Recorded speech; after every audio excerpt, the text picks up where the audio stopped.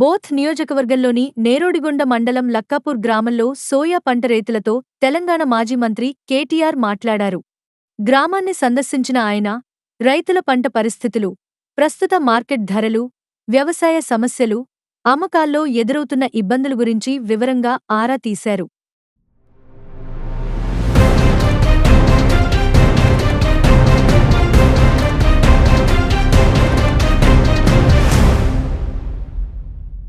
రైతులు ముఖ్యంగా సోయాబీన్ పంటకు తక్కువ ధరలు, వ్యవసాయ ఖర్చులు పెరగడం, వర్షాల ప్రభావం కారణంగా దిగుబడి తగ్గడం వంటి సమస్యలను కేటీఆర్ దృష్టికి తీసుకువచ్చారు.